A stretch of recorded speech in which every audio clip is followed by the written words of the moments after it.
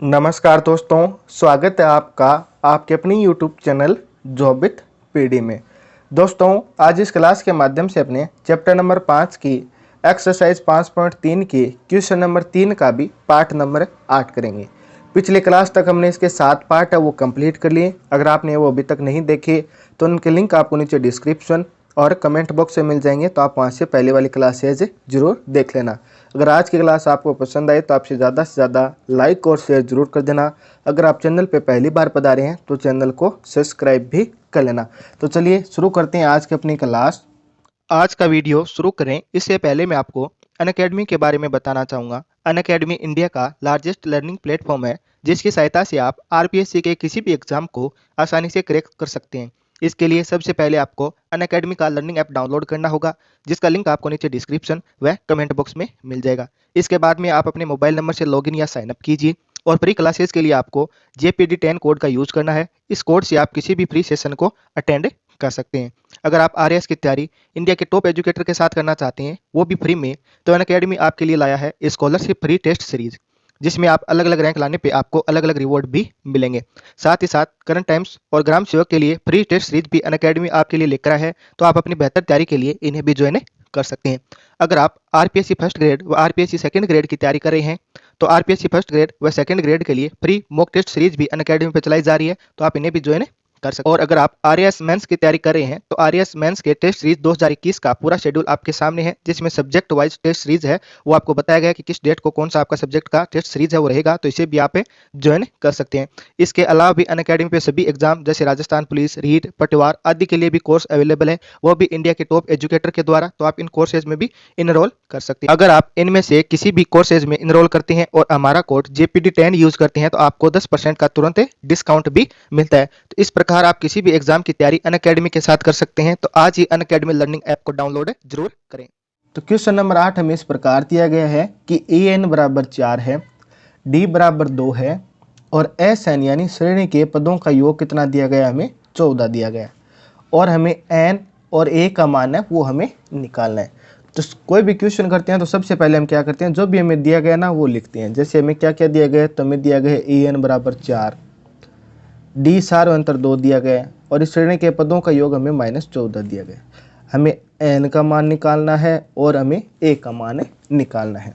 ठीक है, तो सबसे पहले हमें an दिया गया ना, इसका यूज करेंगे। तो an बराबर क्या होता है, an बराबर होता है a प्लस n-1 गुणा d होता है। an बराबर हमें 4 दिया गया, हम 4 रख देंगे। a का मान निकालना है तो इसको हम ऐसा का ऐसा रखेंगे। ठीक है, n का मान भी निकालना है तो इसको ऐसा का ऐसा रखेंगे। d का मान दिया गया ना, इसके जगह हम कितना रखना है, 2 रखना है, क्योंकि यहाँ पे d का मान हमें 2 दिया गया। इसको सोल्व करेंगे तो 4 का 4, a का a, 2 का गुणा n से होगा तो ये कितना हो जाएगा, 2n हो जाएगा, और 2 का गुणा -1 से होगा तो कितना हो जाएगा, -2 हो जाएगा। अब ये -2 है, इस साइड जाते हैं आपका क्या हो जाएगा, प्लस का हो जाएगा, तो यानी इस साइड आते ये प्लस का 2 के 6 बना लेंगे। इस साइड क्या है, a प्लस 2n है। ठीक है, तो इस समीकरण से हम क्या करते हैं, एक बार a का ही मान निकालते हैं। तो a का मान निकालेंगे तो इस साइड ये 2n है, इस साइड आ जाएगा, तो यानी 6 - 2n बराबर क्या बचा, a बचा। तो यानी आप a बराबर क्या लिख सकते हैं, a बराबर लिख सकते हैं 6 - 2n, और इसको आपको समीकरण नंबर 1 बना लेना है। ठीक है, सबसे पहले हमें an दिया गया है तो an का हमने फॉर्मूला लिखा, फिर an का मान हमें 4 दिया गया, 4 रख लिया। d का मान हमें 2 दिया गया, मान रखने पर हमें मिला 6 - 2n बराबर a, यानी a बराबर हमें कितना मिला, 6 - 2n। इसको हम क्या कर लेंगे, समीकरण 1 बना लेंगे। और हमें अभी क्या दिया गया है, और हमें दिया गया है SN बराबर -14। तो SN यानी समांतर श्रेणी के पदों का योग, इसके 2 फॉर्मूले होते हैं। हम यहाँ पे कौन सा फॉर्मूला लगाएंगे, हम वो फॉर्मूला लगाएंगे जिसमें d का मान आता हो, क्योंकि हमें d का मान दिया गया था, यानी हम उसी फॉर्मूले का यूज़ करेंगे जिसमें d आता हो। तो SN यानी समांतर श्रेणी का योग का फॉर्मूला हम वो लगाएंगे, जैसे n/2 2a प्लस n-1 गुणा d, ये फॉर्मूला हम लगाएंगे। तो SN बराबर हमें कितना दिया गया, -14 दिया गया। तो SN बराबर हम -14 लिख लेंगे। फिर n की जगह n, बट्टा में हमें 2 दिया गया, फिर 2। अब a की जगह अभी हमने क्या निकाला था, a की जगह हमने निकाला था ना 6 - 2n, इसको ऐसा कैसा रखेंगे, इस साइड हम n-1 और d की जगह कितना रख देंगे, 2 रख देंगे, क्योंकि हमें 2 दिया गया है। अब ये 2 है, इस साइड गुणा में हो जाएगा, तो 14 का गुणा 2 से होगा तो ये -28 आ जाएगा। बराबर में यहाँ पे क्या n है, और अंदर 2 का गुणा 6 से होगा तो 12, फिर 2 का गुणा -2n से होगा तो 4n, प्लस का प्लस है, 2 का गुणा n से होगा तो 2n आ जाएगा, और 2 का गुणा -1 से होगा तो -2 आ जाएगा। तो इस साइड माइनस का 28 रखना है, n का n बाहर रह गया, ठीक है। अब ये 12 प्लस का है, 2 माइनस का है, तो कितना बचेगा, प्लस का 10 और बच जाएगा। और ये क्या है, माइनस का 4n है, और ये प्लस का 2n है, तो यहाँ पे भी क्या बचेगा, माइनस का 2n है वो और बचेगा। अब n का गुणा आप अंदर कर दीजिए, 28 बराबर n का गुणा अंदर करेंगे तो ये तो हो जाएगा 10n, और ये माइनस का 2n स्क्वायर। अभी अपने पास द्विघात समीकरण बन जाएगी, तो इस सारे के सारे पद एक साइड ले आएंगे, तो माइनस का 28 ये साइड पहले से ही है, 10 प्लस का इस साइड आके क्या हो जाएगा, माइनस का 10n हो जाएगा, और ये 2 माइनस का इस साइड आके 2n है वो किसका हो जाएगा, प्लस का n स्क्वायर हो जाएगा। बराबर में क्या बचा, 0, क्योंकि सभी मान तो हम इस साइड ले आए। अब जब भी द्विघात समीकरण होती है ना, इसके पदों को आपको सही क्रम में व्यवस्थित करना है। सही क्रम का मीन्स क्या है, सबसे पहले बड़ी घात है, जैसे सबसे बड़ी घात क्या है, 2n स्क्वायर हमने लिख दिया, फिर हम लिखेंगे माइनस का 10n, और फिर हम लिखेंगे माइनस का 28 से, और ये क्या हो जाएगा आपका बराबर में 0। अब इन सभी में 2 का भाग जा रहा है तो 2 का भाग दे देंगे, तो 2 का भाग देने पे ये बचेगा n स्क्वायर, ये बचेगा 5n, और ये बचेगा माइनस का 14 बराबर में 0। अभी अपने पास एक द्विघात समीकरण बन गई। द्विघात समीकरण को आपको सोल्व करना है और यहाँ से आपको n का मान निकालना है। तो द्विघात समीकरण को सोल्व करने के लिए अपने पास 3-4 मेथड है। अपने चैप्टर नंबर 4 में पढ़ा था कौन कौन सा है, द्विघाती समीकरण, यानी कि द्विघाती सूत्र या सराधराचार्य सूत्र से आप इसको निकाल सकते हैं, फिर आप इसको पूर्ण वर्ग विधि से भी निकाल सकते हैं और गुणनखंड विधि से भी निकाल सकते हैं। हमारे पास ये छोटी संख्याएं हैं तो इसको हम क्या करेंगे, गुणनखंड विधि से भी निकाल लेंगे। गुणनखंड विधि से यानी कि हमें बीच वाले पद है ना, इसके ऐसे 2 टुकड़े करने हैं जिन्हें जोड़ने या घटाने पे तो 5 है, और गुणा करने पे दोनों साइड वाले पद हैं, तो यानी कि माइनस का 14n स्क्वायर है। तो -14n स्क्वायर लाना है और एक हमें -5 लाना है। अगर आप 2 और 7 लेते हैं, 2 और 7 लेंगे, यानी कि माइनस का 7 लें प्लस का आप 2 लें, तो इन दोनों को सोल्व करेंगे तो माइनस का 5 बचेगा जोड़ने घटाने पे तो, और इन दोनों को गुणा करेंगे तो कितना आएगा, माइनस का 14 आएगा। तो यानी अपने पास वो 2 टुकड़े वो कौन से हो गई, एक तो 7 हो गया और एक 2 हो गया। आप बोलोगे सर ये कैसे निकालते हैं, हमें कैसा पता करेंगे। तो दोस्तों पहले तो मैंने आपको चैप्टर नंबर 4 पढ़ाया है, उसमें कंप्लीट बताया कि आपको इन क्वेश्चनों को कैसा करना है। दूसरी बात, अगर आप बार बार प्रैक्टिस करेंगे ना तब आपको पता चलता रहेगा कि इस क्वेश्चन को किस टाइप से कैसे सोल्व करते हैं। क्योंकि जैसे द्विघात समीकरण आई तो कई जनों की गाड़ी यहीं पे रुक जाएगी, क्यों कि उनको द्विघात समीकरण सोल्व करना नहीं आता है। तो आपको ये चैप्टर नंबर 4 देखना है, इसमें आपको सीखना है, बार बार प्रैक्टिस करनी है, तो आप द्विघात समीकरण को आसानी से सोल्व कर लेंगे, ठीक है। तो अब द्विघात समीकरण सोल्व करेंगे तो -5n के हमें 2 टुकड़े क्या मिले, एक तो माइनस का 7n मिला और एक प्लस का 2n मिला। तो इसको लिख देंगे n square -7n plus 2n -14 बराबर 0। आप देख लीजिए इसको सोल्व करेंगे ना इसको, तो आपको -5n ही मिलेगा। तो यानी -5n की जगह आप क्या लिख सकते हैं, -7n प्लस 2n लिख सकते हैं, ठीक है। अब यहाँ से हम n कॉमन ले लेंगे तो n -7 बचेगा इन दोनों में, और इन दोनों में से हमें क्या लेना है, प्लस का 2 कॉमन ले लेंगे तो यहाँ पे भी n -7 बचेगा, बराबर में हमें 0 दिया गया है।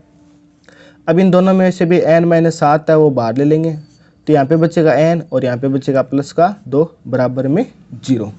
अब इन दोनों में से हम n का मान निकालेंगे, तो सबसे पहले n -7 को 0 के बराबर रखेंगे और फिर हम n + 2 को 0 के बराबर रखेंगे। तो n -7 है तो ये इस साइड जाते ही प्लस का 7 आ जाएगा, और n का मान है यहाँ से हम निकालेंगे तो ये n माइनस क्या बचेगा, 2 बचेगा, ठीक है। ये -7 इस साइड जाके प्लस का हो गया, तो n बराबर प्लस का 7 हो गया, और ये प्लस का 2 है इस साइड जाते क्या हो जाएगा, माइनस का 2 हो जाएगा, ठीक है। इस प्रकार है वो आपको n का मान निकालना है। अब वही बात कि n का मान यहाँ पे 7 लेना है कि n का मान है 2 लेना है, ठीक है। तो यहाँ से हम n का मान कितना लेंगे, 7 लेंगे, क्योंकि जो भी श्रेणी होती है ना उसके पद है ना, पद कुछ ना कुछ होंगे। जैसे एक पद हो सकता है, 2 पद हो सकता है, ऐसा थोड़ी है -2 पद नहीं होंगे। जैसे आपके पास पैसे हैं या आपके प्रश्नावली के अंदर ये मतलब कितने भी चैप्टर हैं, कभी भी माइनस में होते हैं क्या, ये भी एग्जाम्पल मैंने आपको पिछले क्वेश्चन में बताया था। मान लीजिए कि आपकी जो 10वीं क्लास की जो मैथ की बुक है इसके अंदर मान सकते हैं कि 5 चैप्टर है, क्या माइनस के इसमें 5 चैप्टर है क्या, ठीक है। तो इसी प्रकार ये श्रेणी के पद होते हैं ना, कभी भी माइनस में नहीं होते, तो प्लस में होंगे। तो अतः हम लिख लेंगे, अतः n बराबर क्या होगा, अतः n बराबर अपना 7 होगा। अब अपने पास n का मान आ गया। एक तो हमें ये निकालना था, n का मान निकालना था, ये देख लीजिए, एक तो हमें n का मान निकालना था, तो n का मान तो कितना आ गया, 7 आ गया, और हमें क्या निकालना है, 1 की वैल्यू निकालनी है, ठीक है। तो हम यहीं पे क्वेश्चन को सोल्व कर लेते हैं, नीचे अपने पास स्पेस नहीं है तो n की वैल्यू तो अपने पास कितनी आ गई, 7 आ गई। और अब हमें क्या निकालना है, a का मान निकालना है। तो दोस्तों हमने यहाँ पे एक समीकरण बनाई थी, ये देख लीजिए। अगर ये समीकरण 1 बनाई थी, इसमें समीकरण की जगह इस समीकरण में हम अगर n का मान रख दें तो n का मान रखते ही ये समीकरण सोल्व हो जाएगी और अपने पास किसका मान मिलेगा, तो a का मान मिलेगा। तो हम यहाँ क्या करते हैं कि n का जो भी हमें मान मिला ना वो समीकरण 1 में रख देते हैं। तो हम लिख लेंगे n का मान, n बराबर 7, n बराबर 7 का मान, 7 का मान समीकरण 1 में रखने पर, 1 में रखने पर।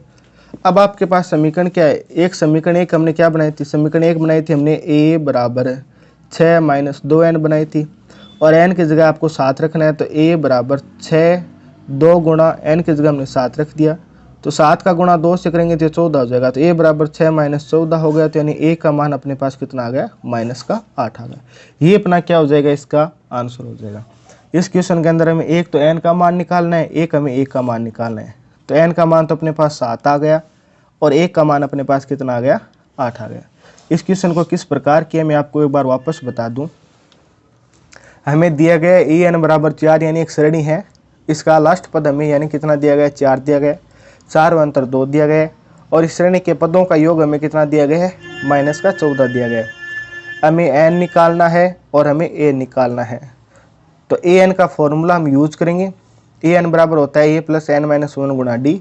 ए एन की मान रख दिया हमने, डी का मान रख दिया। तो यहाँ से हमने एक समीकरण बना ली जिसमें ए बराबर होगा 6 माइनस 2n। यही समीकरण हमने इस फॉर्मूले के अंदर रख दी, एस एन वाले फॉर्मूले के अंदर ये समीकरण हमने रख दी। तो समीकरण रखने के बाद में अपने पास क्या आ गया, एन का मान आ गया। एन का मान कितना आया, 7 आया।